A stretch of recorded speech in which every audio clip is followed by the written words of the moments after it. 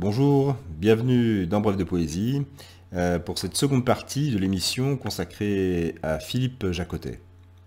Donc aujourd'hui, il n'y aura qu'un seul texte intitulé La Semaison. Nous voudrions garder la pureté. Le mal eut-il plus de réalité? Nous voudrions ne pas porter de haine, bien que l'orage étourdisse les graines. Qui sait combien les graines sont légères, redouterait d'adorer le tonnerre. Je suis la ligne indécise des arbres, où les pigeons de l'air battent des ailes. Toi qu'on caresse, où naissent les cheveux. Mais sous les doigts déçus par la distance, le soleil doux se casse comme paille. La terre ici montre la corde, mais qu'il pleuve un seul jour, on devine à son humidité un trouble dont on sait qu'elle reviendra neuve. La mort, pour un instant, a cet air de fraîcheur de la fleur perce-neige. Le jour se carre en moi comme un taureau. On serait près de croire qu'il est fort. Si l'on pouvait lasser le torero et retarder un peu la mise à mort. L'hiver, l'arbre se recueille. Puis le rire, un jour, bourdonne, et le murmure des feuilles, ornement de nos jardins. Pour qui n'aime plus personne, la vie est toujours plus loin. Ô premier jour de printemps, jouant dans la cour d'école, entre deux classes de vent. Je m'impatiente et je suis soucieux. Qui sait les plaies et qui sait les trésors qu'apporte une autre vie? Un printemps peut jaillir en joie ou souffler vers la mort. Voici le merle. Une fille timide sort de chez soi. L'aube est dans l'herbe humide. À très grande distance, je vois la rue avec ses arbres, ses maisons, et le vent frais pour la saison, qui souvent change de sens. Une charrette passe avec des meubles blancs, dans le sous-bois des ombres. Les jours s'en vont devant.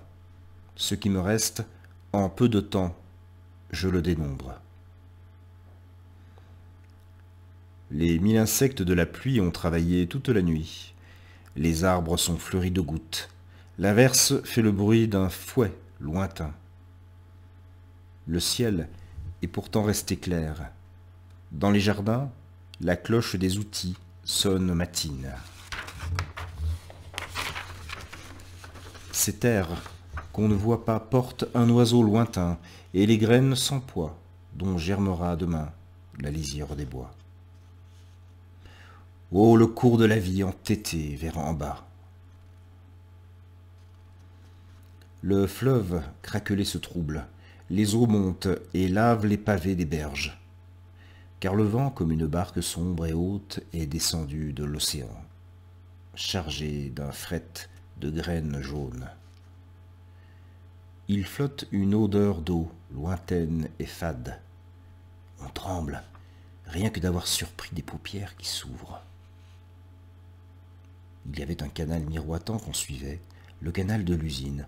On jetait une fleur à la source pour la retrouver dans la ville. Souvenir de l'enfance, les eaux jamais les mêmes, ni les jours, celui qui prendrait l'eau dans ses mains. Quelqu'un allume un feu de branche sur la rive. Tout ce verre ne s'amasse pas, mais tremble et brille, comme on voit le rideau ruisselant des fontaines sensibles au moindre courant d'air.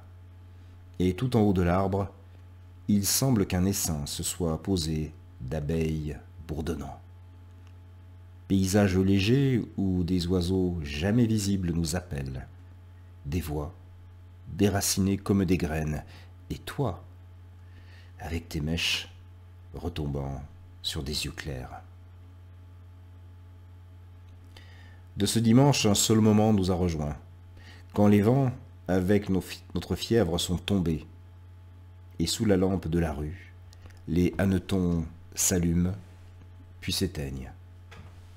On dirait des lampions lointains au fond d'un parc, peut-être pour ta fête. Moi aussi j'avais cru en toi, et ta lumière m'a fait brûler, puis m'a quitté.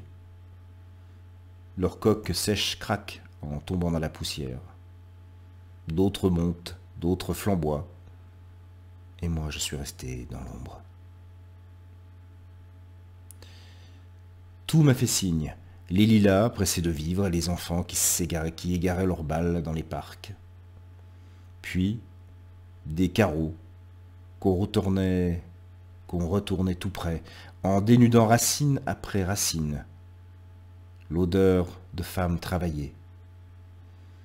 L'air tissait de ces riens une toile tremblante, et je la déchirais, à force d'être seul et de chercher des traces. Les lilas, une fois de plus, se sont ouverts. Mais ce n'est plus une assurance pour personne. Des rouges-queues fulgurent, et la voix de la bonne, quand elle parle aux chiens, s'adoucit. Les abeilles travaillent dans le poirier, et toujours demeure, au fond de l'air, cette vibration de machine. Voilà, très, très beau texte de Philippe Jacotet, La Semaison. Et je vous invite vivement à découvrir son œuvre. Bien sûr, je mettrai les liens qu'il faut dans le descriptif de l'émission. Je vous remercie pour votre écoute et votre fidélité. Je vous souhaite une très belle journée, soirée en poésie. À bientôt.